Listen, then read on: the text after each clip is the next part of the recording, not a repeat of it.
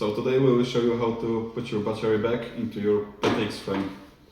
So the first step is to arrange your cables in the X shape, just like that. The next step will be slightly lifting the whole engine in the up position. Next step is to put your battery into your PTX frame. Make sure that the balancer plug is on the ETU side. This is a very important thing. So, if we have our battery in the PTX frame, we can put down the whole engine, just like so, and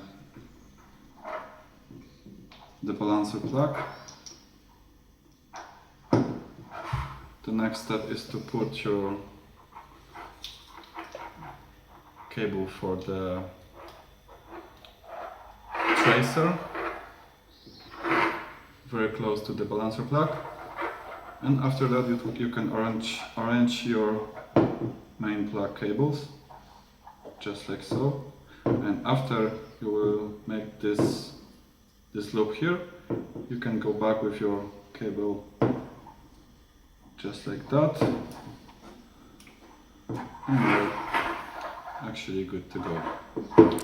The next step is to just simply plug the battery to the PTX. Put this plug just like so, and now you can